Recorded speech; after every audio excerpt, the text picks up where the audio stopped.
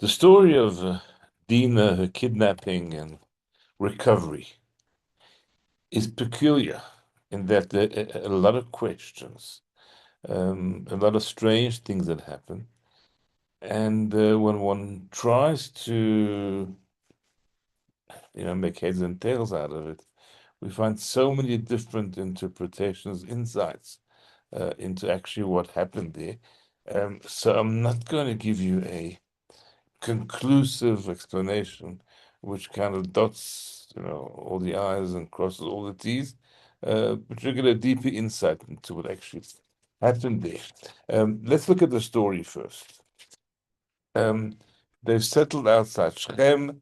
Yaakov is there with his family. They have um, they have purchased a piece of land. Dina goes out. Rashi says she's got this nature. Last week's parsha we had Vatetse Leah, that was her mother. So there's this trait of going out into the sense of adventure, and she wants to see what's going on. The lie of the land, daughters of the land, and this is where Shechem, who is son of Hamor, tribe of the Chivite, I guess, in English, he's the chief.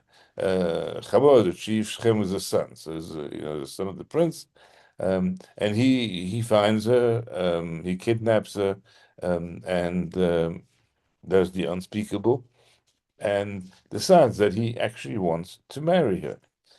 So he goes to his father and he says, "You're the boss, you the chief of this land. I want her as a partner. I want her as a wife."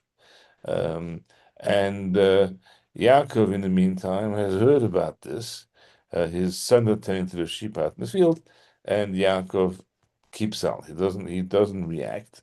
But then Chamor comes to Yaakov to discuss this whole matter with him. Remember, Dinah is still in captivity with her son in the town of Shechem, and Hamor comes to speak, and it'll become obvious that Hamor is actually there with his son.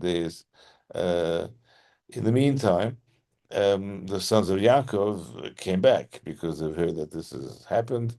They're very distressed, they're very angry. This is an outrage, something that should not be done. And Hamor speaks up and he says, "My son Shechem longs for your daughter. Please give her to him in marriage." And this is where the sons of Yaakov get involved. And they say to Shechem and to Hamor, so obviously Shechem himself is there as well. And they speak. And the Torah uses the words bemirma, deceitfully, guile, and the Torah kind of justifies why would they speak that way, because he had defiled their sister Dinah, and therefore they said, "Look, we can't do this. To give our sister to men who are uncircumcised, or to a man who is uncircumcised, that will be extremely disgraceful among us. We cannot do that, but here's the plan. We will agree to this, that you become like us, in that every male among you is circumcised, and then great. You can give your daughters to us. We'll take your daughters in marriage. We'll live with you. We'll be like one people. However, if you don't agree to this, then we're going to take our daughter and we're going to go." So they like the idea, it appears, or it doesn't actually comment, except that Hamor and Shechem go back to their city, that's the town of Shechem, and they speak to the people of the place, and what they say, these people, they are friends. Let them settle in the land, move about it. The land's large enough for them. We'll take their daughters to ourselves as wives and give our daughters to them. I don't know if you can pick up the nuance, but in the offer that the sons of Yaakov, I'm going back, made, it was, "We will give our daughters to you and take your daughters." They reversed that here, right? We will take their daughters, and give our daughters to them. So it's a shift of control. Who is the giver and who is the taker over here? And he concludes, they will only agree to be one people with us if we circumcise. But think about this. All of the possessions will be ours if we only agree to their terms and they're going to settle among us. So that's the deal that's concluded. And of course, they go ahead and circumcise. And then 3 days pass, and two of Yaakov's sons, Shimon and Levi, grab their swords. And it says, on the third day when they were in pain. They take the swords and they come into the city and they slay all the males, including, of course, Hamor as well as Shechem, and they retrieve their sister. Dinah comes back home and they're gone. End of story. Reaction here. Reaction is the conversation between Yaakov and his two sons, Shimon and Levi, when he says to them, "You brought trouble on me. You've made trouble on me because the inhabitants of the land, Canaanites, Perizzites, they're going to be very upset about what has transpired. We are few, and they will then attack us, and that will be the end of our entire home." And the answer to that is, should a sister be treated like a whore? Hachazana, yes, is this the correct way? In other words, we had to do what we did. We had to defend our sister's honor. So we have some fundamental questions about things that seem to be not quite right, doesn't sit well with us. The collective punishment is something we'll have to address. There was one person that was really wrong. It was the young man, Shechem. His father, Hamor, seems to kind of be right behind him. He's the one who speaks on his behalf and comes to see the family. But it's still, to destroy the entire city of Shechem seems to be extreme when there's one person who has done wrong over here. And to paraphrase the words of Moshe, when Hashem said he would destroy the entire Jewish nation, and Hashem said, "Eish echad yechta." There's one person who has sinned, you're going to get angry at the entire nation. So basically, here, there's one really guilty party. The other things that doesn't sit well is the deceit, the trickery, circumcise, and then you can be us, and in fact stab them in the back. It doesn't seem to be the way we operate. And Yaakov is unhappy with their actions. Clearly, he picks them out. But if you look at what it is that made him unhappy, it's not the actions. It's the potential consequences. Yaakov is upset because this is going to cause ill will among the neighbors, among the other Canaanite nations, and he's concerned about that. He doesn't say you've done something which is unconscionable. He doesn't say collective punishment. He doesn't say, he simply says we're going to be in trouble. We are going to have to live with the consequences of your actions. So let's look at this story from a number of perspectives. I'm not going in chronological order here because some are more contemporary or more recent commentaries and others are more classical, like Ramban, with whom I'll begin. Ramban is medieval. He lives around the time of Rambam. Maimonides, Ramban is Nachmanides. And he says that Yaakov was quite okay with the ruse of the circumcision, because in his mind, the chances they would agree to that was very, very slight, and if he'd be able to say, look, as my sons have just said, we're not going to become one. We're not even going to allow our sister to be the wife of one who is uncircumcised. This is fundamental and crucial to us. This is the mark of the Jewish people. You can be one of us. But they were convinced they would never agree to this. In fact, if you look at the circumcision, it says that it took place, they're all circumcised, and it uses the words, all those who go out the gates of the city, implying that they were trying to get away. They weren't very happy about it. And so Yaakov was convinced that this was a ploy which would get his daughter back. He didn't think.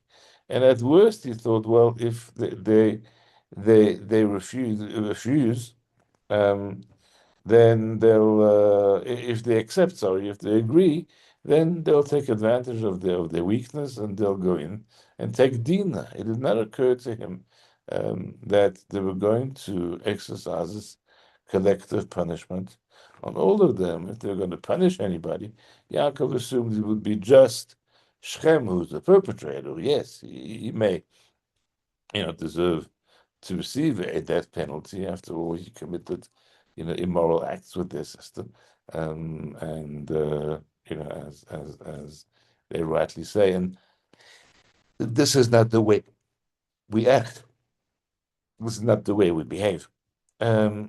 So this is where Yaakov felt kind of cheated, says Ramban. They never really thought that the Shechemites would agree to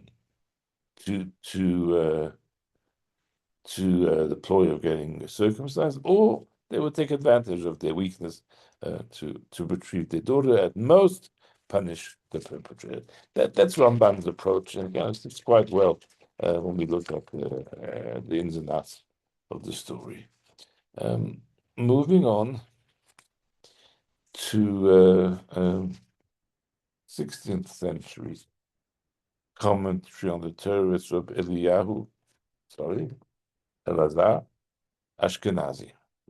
Write my own notes clearly for me to be able to read my words. And he says what upset Yaakov was the deceit. It didn't sit nicely with him. Previous year, I elaborated on Yaakov. What he stood for was actually last week.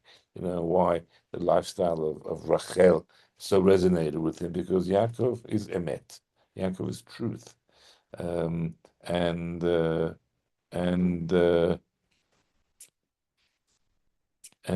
here we are, acting deceitfully, and he thought that's kind of bad for his reputation. He's a man of truth, a man of integrity, and he believes that honesty and integrity and keeping a word is the most important of all.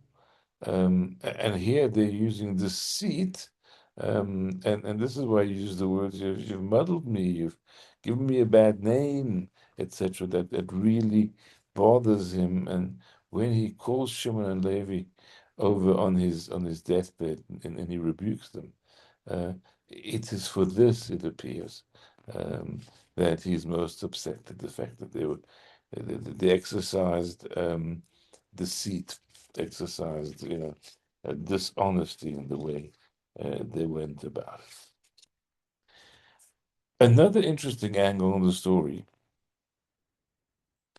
which is brought down in Rishonim, in early commentaries, kind of contemporaries of Ramban, Rashi, Tosafot. It says on the third day when they were in pain. But they interpret this not as meaning physical pain, which they may have been, but in pain, as in pained by their decision, as in showing regret. What have we just done? We agreed to this, we were friends with them. Why would we want to be friends with them? And at that point, they decide, no, they're actually going to rise up and they're going to. The war of Shimon and Levi, therefore, becomes a defensive war. They attacked because they wanted to get, out of this terrible deal that they felt they had made. In fact, it seems that their whole thing from their point of view may have been also a subterfuge, that they didn't really intend to be, um, becoming one nation with us and integrate and marry back and forth. And the words when they talk about um, all their cattle, all their possessions, they're all ours. It was kind of the words that Shechem and Hamor used when they wanted to convince their townspeople that it was worth going through the circumcision, etc. It was actually them explaining that this is going to be an opportunity for us to plunder them, and it ends up being a war that is defensive on the part of Shimon and Levi, who had really intended to go and attack and take care of them, particularly they may have been outnumbered. I mean, how many were they? Even if all the brothers went along to help them, which I'm not sure was the case. We're talking about a city of the size of Shechem. I mean, I don't know how large it was back then. It's Shechem, north of Jerusalem, now known by its Arab name Nablus. A terrible place, a place of huge sorrow for the Jewish people going through history. I mean, it was there that this terrible tragedy happened, and then when Yaakov and sons moved further south, it was to that place Shechem that the brothers were tending to their sheep, and when Yaakov sends Yosef to look for his brothers and bring back news of their welfare, he says, "Your brothers are in Shechem." And Rashi there says, "Hey, it looks like Shechem is kind of a place that is so appropriate for tragedy." And yeah, Yosef ends up actually being buried in Shechem. It's a terrible place. I mean, that part of the Holy Land at the moment. It's been a hotbed of anger and of rising up against, you know, the Jewish people. I mean, it's nestled somewhere in the Jenin and Ramallah, in that part of the country where we're hearing, a lot of pent up anger and tragedy coming from that place. But let's spend a few minutes understanding how Shimon and Levi, in their own minds, could justify the so-called collective punishment. Yes, Shechem himself, he is liable for a death penalty. He's committed one of the cardinal sins, and they are for all of humanity. They're called the seven commandments, the seven mitzvot of Bnei Noah, the Noahide laws, and immorality, and I use that word kind of very widely because it's all forms of immorality are prohibited, not just for Jews who have 613 commandments, but for all of humanity. Those are no hard laws, and they violated that. As a result, they're liable for the punishment that Shimon and Levi meted out. What about the rest of the people of Shechem? How do we justify it kind of on moral stroke legal grounds that they also deserve to die? One of the seven mitzvot, the Noachad mitzvot, is establishing courts of law. That is making sure that there is law and order that reigns, and that's done through authority. People aren't naturally law-abiding people who will do the right, correct, moral thing just because it's the right thing to do. No, that's not people. People, by their nature, they would, let's say, swallow one another alive, and therefore it's most important that there be an authority. So the Torah, Hashem prescribes that every society, every culture, every city, every province, wherever there is authority, they have to establish structures to make sure that law and order prevails. It's a mitzvah known as dinim. Dinim means laws. So they have to maintain law and order.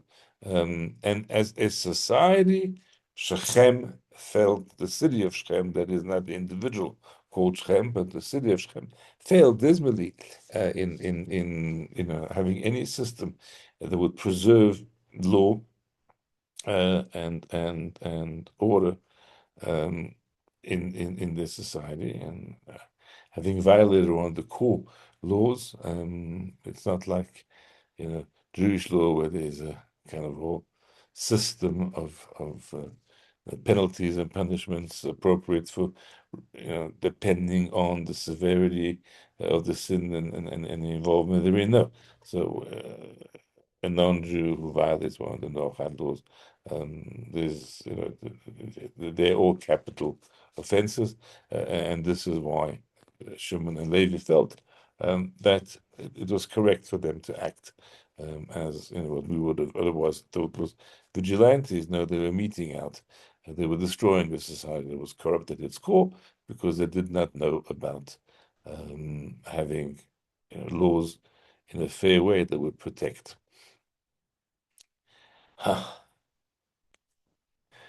Very interesting approach by Samson of Hirsch. Now we're getting so fairly contemporary. This is pre-war.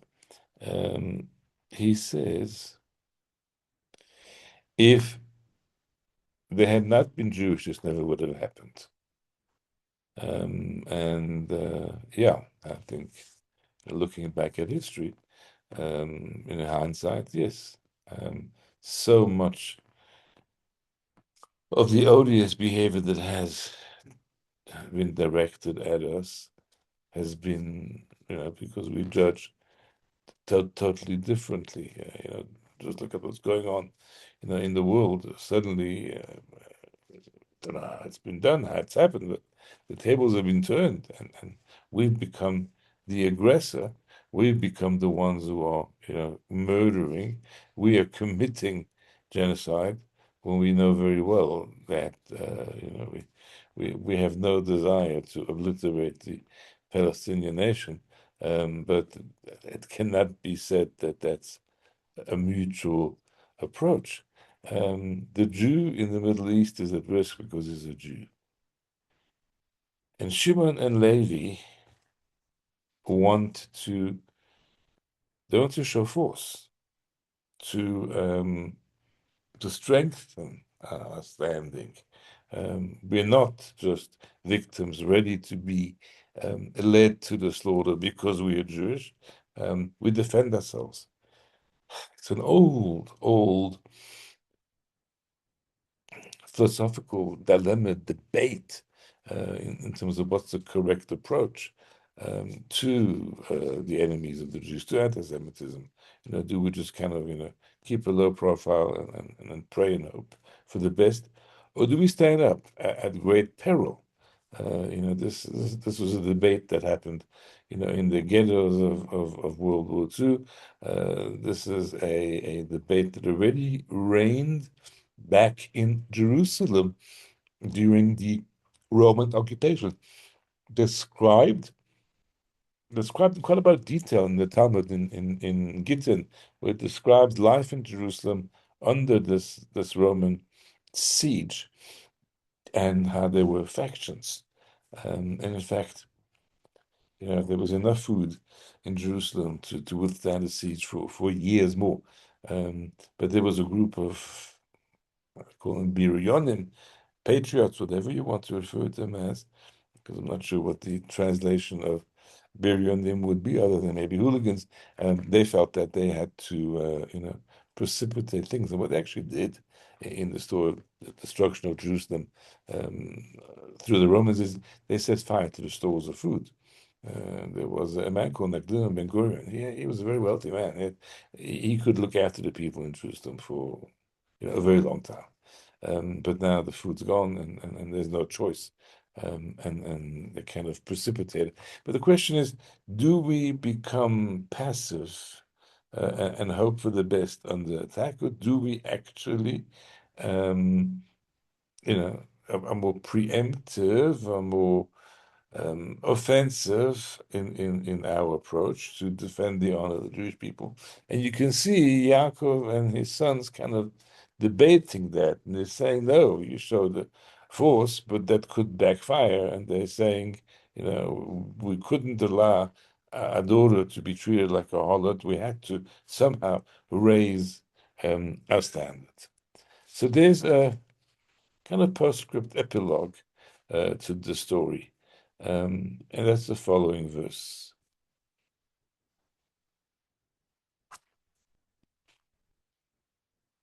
Well, here we go. They traveled, and there was chitat Elokim, a terror from God, that fell on the cities around. They didn't pursue the sons of Jacob. I mean, you know, it is said that, as a joke, obviously, why did Shimon and Levi had to first circumcise the inhabitants of Shechem and then destroy them?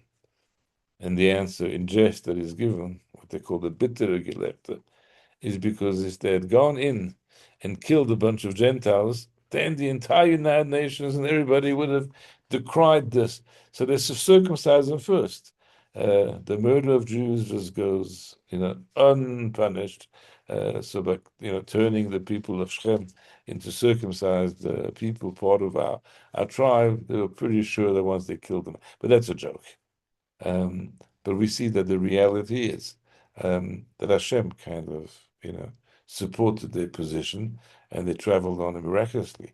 Even though what Yaakov and his sons had done should have caused a lot of trouble, and Yaakov himself was terrified of those consequences. Reality is a heavenly fear, the divine fear gripped them, and they did not do any harm. Is that the answer to the dilemma? Do you preemptively strike, or do you take the passive route? I don't know. I've just presented to you the story of Dinah and her brothers and Shechem from a whole bunch of different angles, so that when you look at the story in the Torah, and you start having questions, you also can say, "I can explain." Thank you.